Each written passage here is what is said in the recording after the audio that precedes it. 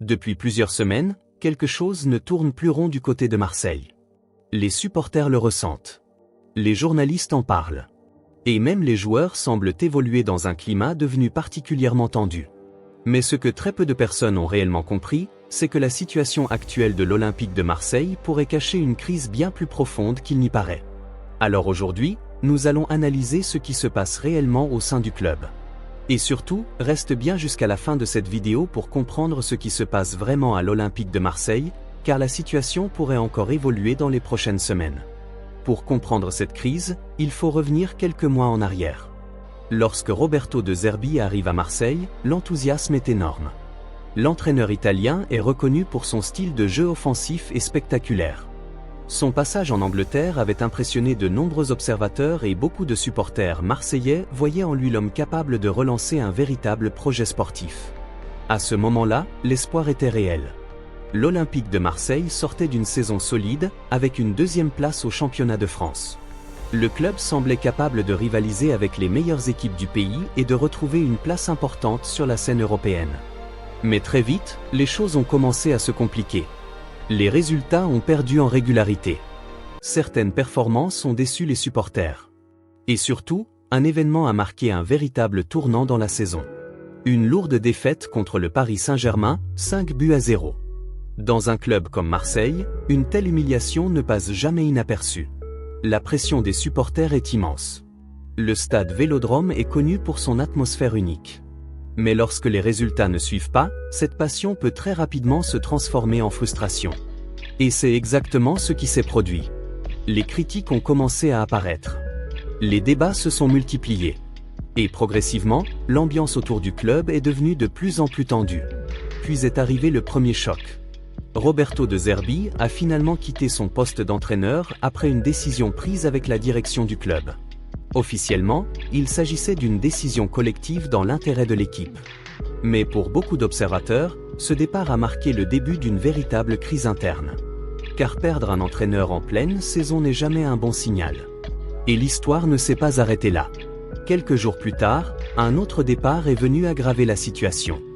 Mehdi Benassia, qui occupait un rôle important dans la direction sportive du club, a également quitté ses fonctions. En quelques jours seulement, deux figures majeures du projet marseillais disparaissaient. L'entraîneur et l'un des responsables du projet sportif. Pour les supporters, cette situation soulève une question essentielle. Qui dirige réellement l'avenir du club aujourd'hui? Et c'est à ce moment-là qu'un homme se retrouve au centre de toutes les attentions. Le président Pablo Longoria. Il est désormais l'une des dernières figures de la direction encore en place. Mais lui aussi se retrouve sous pression. Dans les tribunes du stade Vélodrome, certaines banderoles ont même demandé son départ. Cela montre à quel point la situation est devenue tendue. Car à Marseille, les supporters sont extrêmement exigeants. Ils veulent voir un club ambitieux. Un club capable de lutter pour les premières places. Et surtout, un club avec une vision claire. Mais aujourd'hui, beaucoup ont le sentiment que cette vision n'existe plus vraiment. Et les problèmes ne s'arrêtent pas là. Selon plusieurs témoignages évoqués dans la presse sportive, certains agents de joueurs auraient également décrit un climat compliqué autour du club ces derniers mois. Lorsque ce type d'informations circule, cela peut affecter l'image du club. Car pour attirer des joueurs de haut niveau, il faut de la stabilité. Et aujourd'hui, la stabilité semble avoir disparu. Pourtant, tout n'est pas négatif. Sur le plan financier, l'effectif marseillais reste l'un des plus compétitifs du championnat. Le club possède encore plusieurs joueurs talentueux capables de faire la différence. Mais dans le football moderne, le talent individuel ne suffit pas. Il faut également une direction solide, un projet clair et un vestiaire uni. Et c'est précisément sur ces points que les doutes apparaissent aujourd'hui. Autre difficulté pour le club, les blessures. Certains joueurs importants ont également été touchés physiquement, ce qui complique encore davantage la situation sportive. Dans une saison déjà instable, ce type de problème peut rapidement peser sur les performances de l'équipe.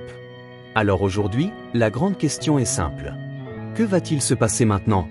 Car l'Olympique de Marseille reste l'un des clubs les plus passionnés d'Europe. Un club qui vit à travers ses supporters. Un club qui ne laisse jamais personne indifférent. Et malgré toutes les difficultés actuelles, une chose est certaine. L'histoire de Marseille a toujours été faite de cycles. Des périodes de succès, mais aussi des périodes de crise. Et très souvent, c'est dans ces moments difficiles que le club parvient à se reconstruire. Alors cette crise marque-t-elle la fin d'un projet? Ou au contraire le début d'une nouvelle reconstruction? Les prochaines semaines pourraient être décisives pour l'avenir du club. Parce que dans le football, tout peut aller très vite. Un nouvel entraîneur. Un projet sportif clair. Un mercato réussi. Et toute la dynamique peut changer. Mais pour cela, il faudra des décisions fortes. Et surtout une direction capable de redonner une vision claire à l'Olympique de Marseille. Car les supporters attendent des réponses. Pas seulement des promesses. Des actions. Des décisions. Et un projet capable de redonner espoir. Et ce n'est peut-être que le début de cette histoire. Car dans la prochaine vidéo de cette série, nous allons analyser une autre question essentielle. Qui pourrait réellement prendre le contrôle du projet sportif à Marseille, et surtout quel entraîneur pourrait arriver pour relancer le club? Alors si tu veux suivre cette saga et comprendre ce qui va réellement se passer à l'Olympique de Marseille, abonne-toi dès maintenant à la chaîne pour ne rien rater des prochaines analyses. Et dis-moi en commentaire, selon toi, la crise actuelle est-elle simplement un passage difficile, ou le signe d'un problème plus profond au sein du club? Parce qu'une chose est certaine. Les prochaines semaines pourraient changer beaucoup de choses à Marseille.